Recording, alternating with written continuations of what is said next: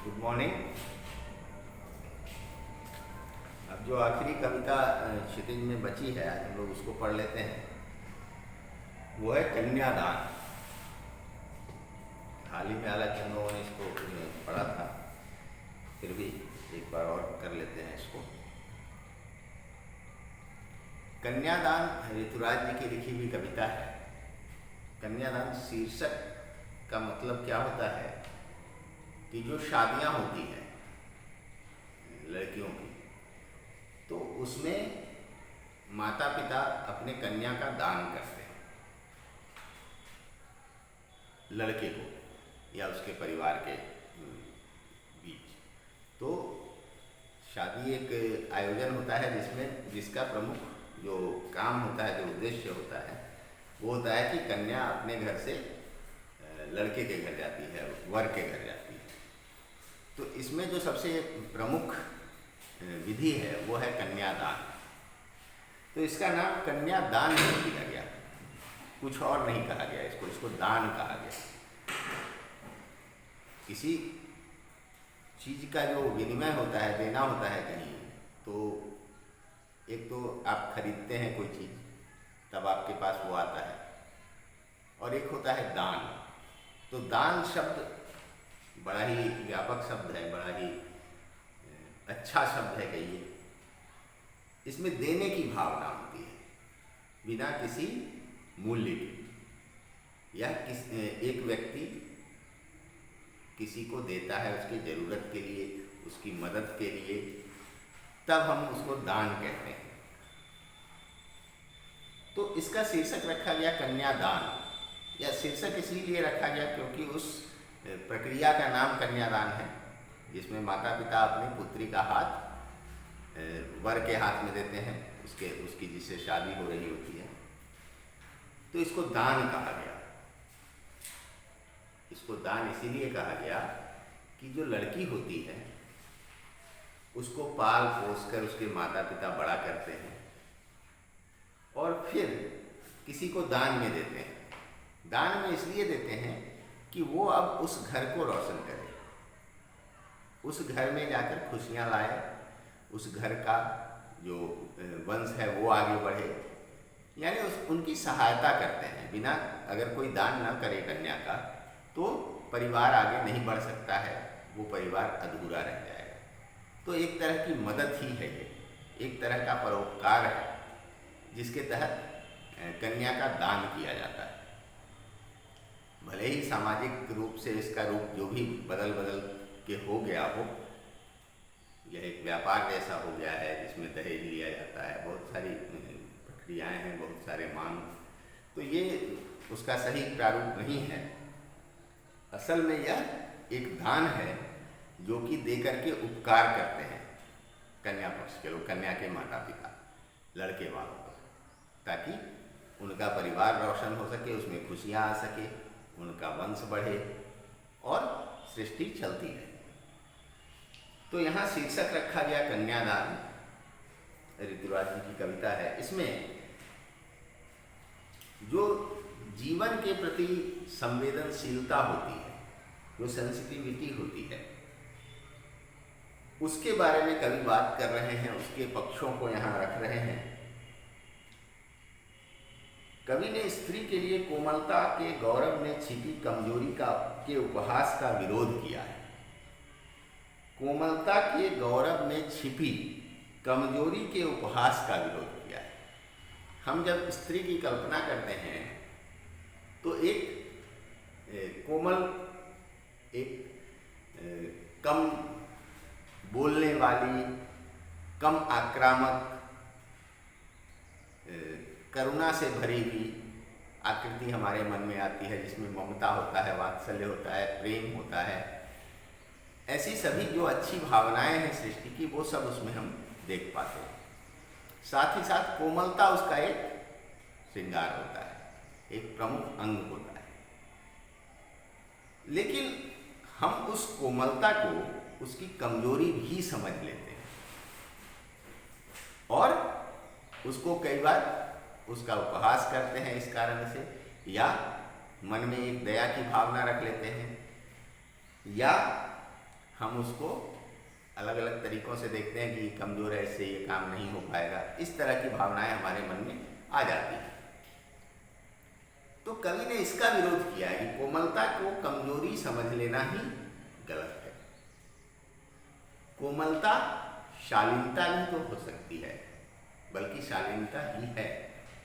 उसकी शालीनता, उसकी दया, उसके अंदर जो करुणा भरी हुई है, उसके अंदर जो प्रेम भरा हुआ है, उसके अंदर जो वात्सल्य भरा हुआ है, इसके चलते उसका जो बाहरी रूपरेखा है वो कोमल दिखता है। इसको कमजोरी बिल्कुल नहीं समझना चाहिए। समाज में समझा जाता है, लेकिन ये गलत है। कमजोरी बिल्कुल नहीं समझा जाना चाहिए।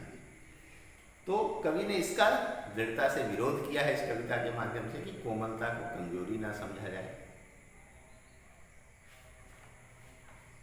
सर जरा पंखा चला दीजिए, राकेश पंखा। ठीक है, अब आगे है कि कविता में कोई भावुकता नहीं। पंखा का सूत्र, कविता में कोई भावुकता नहीं, बल्कि माँ के संचित अनुभवों की पीड़ा की प्रामाणिक अभिव्यक्ति है। कोई भावुकता नहीं है। ऐसा नहीं है कि इस कविता में माँ की भावनाएं बेटी के प्रति उमड़ कर सिर्फ बाहर आ रही है, ऐसा नहीं है। वो भावना में बहकर अपनी बातें कह रही है, ऐसा नहीं है। उसके जीवन में उसने जो अनुभव प्राप्त किया है, उसके आधार पर वो ये बातें कह रही हैं। उसी के आधार पर वो बातें करें। जो अनुभव उनको अपने जीवन में प्राप्त हुआ है, उसमें जो उन्होंने सीखा है, जिन चीज़ों का हमारे जीवन में एक लड़की के जीवन पर बुरा प्रभाव पड़ता है, इसका अनुभव उन्होंने किया है। तो इन सब बातों का वो अपने पुत्री को ज्ञान दे रही है या उसके साथ साझा कर रही है। ऐसा नहीं है कि वो सिर्फ भावुकता बस ये बोल रही है। माँ अपनी भोली भाली निश्चल हृदय और अनुभव शून्य बेटी को स्त्री के जीवन में आने वाली कठिन परिस्थितियों के प्रति सचेत करती हुई आदर्शीकरण का प्रतिकार करने का सीख दे रही है। माँ उसको बता रही है कि एक लड़की के जीवन में क्या क्या कठिनाइयाँ आती हैं और आदर्श बहू, आदर्श पत्नी बनने के चक्कर में वो क्या चीज़ें छोड़ती हैं, क्या गलतियाँ करती हैं। आदर्श बनना चाहिए, लेकिन उसकी कीमत तय होनी चाहिए कि किस कीमत पर वो आदर्श बन रही है। ऐसा नहीं कि उसके बदले सब कुछ छोड़ दिया जाए।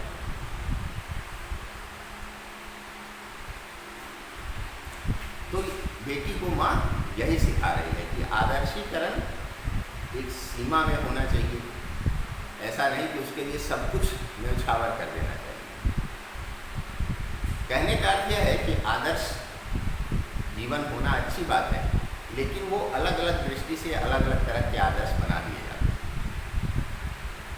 आदर्शीकरण के नाम पर एक कन्या के साथ, एक स्त्री के साथ बहुत सारा शोषण हो जाता है।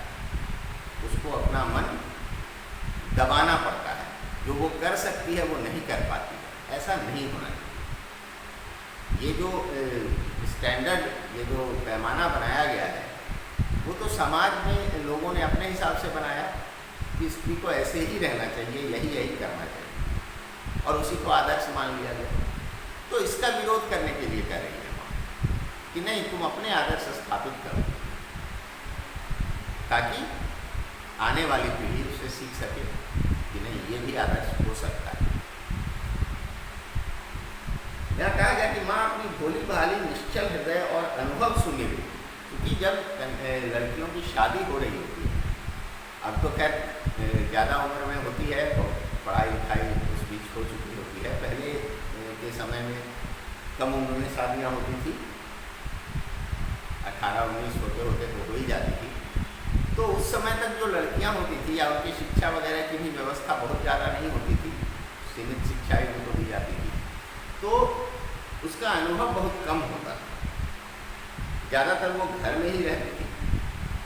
तो वो एक कोरे कागज की तरह होती थी कि जहाँ गई वहाँ उस पर जो लिख दिया गया और उसी को उसने सत्य मान लिया। तो इसलिए माँ उसको अपने अनुभव से सिखा रही है कि तुम इनसे आने वाली परेशानियों से बच सको। इस कविता में स्त्री जीवन को दुखमय बनाने वाली कुरीतियों की भी मार्मिक अभिव्यक्ति है। स्त्री जीवन दुखमय क्यों बन जाता है? कुछ कुरीतियां हैं जिनके कारण स्त्री जीवन दुखमय बन जाता है, उसमें दुख भर जाता है। कुरीति का मतलब हुआ परंपरागत रूप से चली आ रही ऐसी चीजें जिनको मानने, जिनका पालन करने में स्त्री का जीवन सामान्य जीवन से अलग हो जाता है। तो वो सब यहाँ कवि ने बताया है। आइए कविता को पढ़ते हैं, क्या क्या कही गई है इसमें बातें। कितना प्रामाणिक था उसका दुख, लड़की को दान देते वक्त जैसे वही उसकी अंतिम पूंजी। कितना प्रामाणिक था उसका दुख, लड़की को दान देते वक्त जैसे वही उसकी अंतिम पूंजी।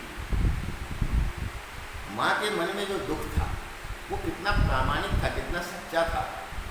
जब वो दान दे रही थी लड़की, तब उसके मन में जो दुख था वो बहुत प्रामाणिक था, बहुत सच्चा था। लड़की अभी सयानी नहीं थी।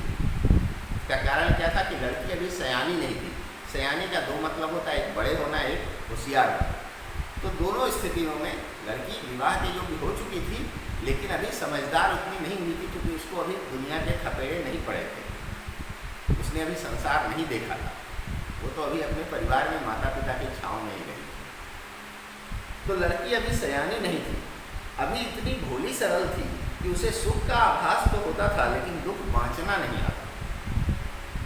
वह इतनी भोली और सरल थी कि उसको सुख तो समझ में आता था, क्योंकि वो छत्रछाया में थी अपने माता पिता के, अपने परिवार में, अपने जन्मस्थल। तो उसको सुख तो समझना आ गया था, ये सुख होता है, ऐसे रहना सुख होता है, ठीक से खाना खा लेना, कपड़े पहनना, हंसना बोलना, ये सब सुख है। लेकिन उसको दुख बाँचना नहीं आता था। उसे अभी दुख की समझ नहीं थी, दुख को कैसे डील करना है, दुख के साथ कैसे सामंजस्य बिठाना है, उससे कैसे उबरना है, क्योंकि उसको अभी दुख मिला ही नहीं था। उसकी तरफ आने वाले दुख को तो माता पिता रोक लिया करते थे, तो उसे अभी दुख बाँचना नहीं आया। पाठिका थी वह धुंधले प्रकाश की पुस्तकों और कुछ लयबद्ध पंक्तियों की।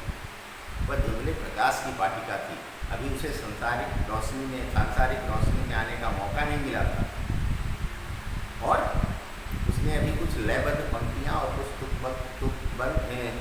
कुछ तुक और लय वाले पंक्ति और शब्दों का ही उसको ज्ञान मिला, जो आसान होता है। कहने का अर्थ यह है कि उसका अभी मुश्किलों से सामना नहीं हो पाया। वह अभी ऐसे चीज़ों से ही मिली थी, या ऐसे स्थितियों का ही सामना उसने किया था जो आसान होते थे। इसमें उसको बहुत परेशानी नहीं उठानी पड़ी, इसलिए उसको सयानी नहीं होना कहा गया, भोली भाली कहा। माँ ने कहा, पानी में झांक कर अपने चेहरे पर मत रीझ, अपनी सुंदरता पर गर्व मत करना। जब तुम पानी में झांको और अपना चेहरा देखो, या आईने में अपना चेहरा देखो, तो अपनी सुंदरता पर गर्व मत करने लगना, रीझ मत जाना, मोहित मत हो जाना।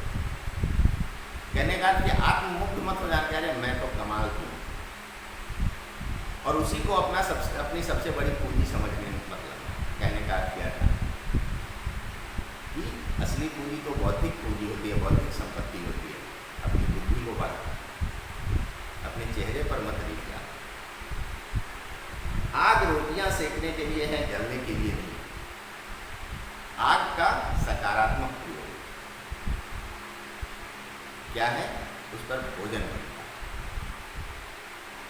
उसका काम जलाना नहीं है, उसके लिए उसकी उत्पत्ति नहीं हुई है कि तुमको कोई दुख हुआ और तुम उसमें जल जाओ। एक तो ये बात है कि ससुराल में लड़कियां जलकर काफ़ी आत्महत्या कर लेती हैं। दूसरी बात यह है कि चीज़ों को सकारात्मक रूप में लें। जो मुश्किल आती है, स्थितियाँ आती हैं, उनको सकारात्मक रूप में कैसे उपयोग कर पाएँ, इसकी सीख दे रही है कि आग रोटियां सेकने के लिए है, जलने के लिए नहीं। उससे परेशान होकर जला नहीं लेना है खुद को, उस पर रोटियां कैसे सेके इसका इंतजाम करना है, क्योंकि उसका सही उपयोग रोटियां सेकना है। तो वो यह सीख भी दे रही है कि मुश्किलों से घबराना नहीं है, उनका सकारात्मक उपयोग करना है। जो आपके पास संसाधन है उसका उपयोग सकारात्मक रूप में कीजिए, चाहे वो आपकी बुद्धि हो, चाहे आग हो, चाहे कोई और चीज़। उसका सकारात्मक उपयोग कैसे करना है इसकी सीख दे रही है। वस्त्र और आभूषण शाब्दिक भ्रमों की तरह बंधन है स्त्री जीवन में। वस्त्र, अच्छे कपड़े और गहने, ये शाब्दिक भ्रमों की तरह, जैसे कोई खूब तारीफ कर देता है आपकी और आप उस भ्रम में पड़कर आगे बढ़ने से रुक जाते हैं कि मैं तो हो गया, मेरा तो सब कुछ बहुत अच्छा है। उसी तरह वस्त्र और आभूषण आपको सुंदर बना देते हैं, लेकिन वो आपके लिए बंधन भी है। आप बहुत अच्छे वस्त्र और बहुत सारा आभूषण पहनकर कोई बड़ा काम नहीं कर सकते हैं। आपने किसी डॉक्टर को नहीं देखा होगा बहुत सारा गहना लादे हुए या बहुत डिजाइनर ड्रेस पहने हुए काम करते हैं, क्योंकि वो ऑपरेशन नहीं कर सकती है। हाथ में सोने की बहुत सारी चूड़ियाँ और ये सब पहन के, अंगूठियाँ और गले में खूब सारा सोने का चेन वगैरह नहीं कर सकती। वो तो बाल भी छोटे रखती है ताकि उसको वो जो कैप होता है उसके अंदर समेट लिया जा सके और वो मरीज के पेट में न चला जाए या कोई नुकसान न करे। तो बड़े काम करने के लिए आपको ये बाहरी सौंदर्य से निकलना पड़ेगा। तो यहाँ कह रही है कि वस्त्र और आभूषण स्त्रियों के लिए बंधन है, शाब्दिक भ्रमों की तरह। जैसे शब्दों का भ्रम आदमी को बांध देता है, सीमित कर देता है, उसकी आगे बढ़ने की इच्छा को रोक देता है। तो वैसे ही तुम इनके चक्कर में मत पड़ना कि बहुत श्रृंगार कर लिया, बहुत अच्छे कपड़े पहन लिए तो आप आगे नहीं बढ़ पाइए, आप उसी में उलझ जाइए। आप अपनी तारीफ सुनिएगा, खुश होइएगा, घर में रहिए। ये बड़ी शिक्षा माता देती है। अंत में कहती हैं, माँ ने कहा लड़की होना पर लड़की जैसी दिखाई मत देना। तुम लड़की होना, लड़कियों में जितने भी गुण हैं वो अपने अंदर रखना, उनका नुकसान मत होने देना। लेकिन जैसी लड़कियों की कल्पना समाज में की गई है वैसी दिखाई मत देना। समाज में लड़कियों की कल्पना एक कमज़ोर जीव के रूप में की गई है, एक कमज़ोर मनुष्य के रूप में की गई है। मनुष्य का एक भाग, एक प्रजाति कह लीजिए जो कमज़ोर माना गया उसको, जिसमें बल कम होता है, उसमें क्षमताएं कम होती है, वो कोमल होती है, ये मत दिखने लगना। तो लड़की होना, लड़कियों में जो अच्छे गुण हैं उनको अपने भीतर रखना, लेकिन लड़की दिखाई मत देना। कहने का अर्थ कि कमज़ोर मत दिखना, नहीं तो आपको बहुत सारी तकलीफें उठानी पड़ेंगी सामाजिक रूप से। तो इस तरह से माँ अपने जीवन के तमाम अनुभवों को निचोड़कर उसमें से जो निष्कर्ष उसने निकाले थे वो अपनी बेटी को सिखा रही है। कब? जब वो कन्यादान कर रही है, मतलब उसकी शादी में, उसको विदा करने से पहले ये चीज़ें सिखा रही है। इसमें अंतिम पूंजी कही गई लड़की। अंतिम पूंजी क्यों कही गई? क्योंकि माँ के साथ जो बेटी का संबंध होता है, माँ उसको पाल पोस कर बड़ा करती है, इस दौरान दोनों बहुत अच्छी सहेलियाँ बन जाती हैं। जो बातें और किसी से नहीं की जा सकती है वो माँ बेटी आपस में करती है। तो उसका जाना उसको लगता है जैसे उसका एक हिस्सा चला जा रहा हो, उसके लिए कष्टकर होता है, इसलिए अंतिम पूंजी का। तो अपने पूरे जीवन का जो निचोड़ था, जो अनुभवों का निष्कर्ष माँ ने निकाला था, वो सब वो अपनी बेटी को सिखा देती है उसकी शादी में, उसके विवाह, जब वो उसको विदा करने वाली है। बाकी बातें हमने अभी हाल ही में की थी इस कविता में, शब्दार्थ, प्रश्नोत्तर वगैरह। तो कोई दिक्कत हो तो आप बताइएगा, तो अलग से फिर एक दिन कर लेंगे। अब अगले दिन से हम लोग गद्य खंड की ओर चलेंगे। सबसे अंत में मैं व्याकरण फिर से करवाऊँगा ताकि वो ताज़ा रहेगा आपके लिए। व्याकरण में थोड़ा जो दिक्कतें आती हैं आपको, उसको अंत में करवाऊँगा मैं, ताकि वो परीक्षा जब आपकी हो ताज़ा रहे। कविता कहानियाँ पहले कर लेते हैं, फिर हम लोग व्याकरण सबसे आगे करेंगे। तो कल से गद्य खंड की ओर चलेंगे। आज इतना ही रखते हैं।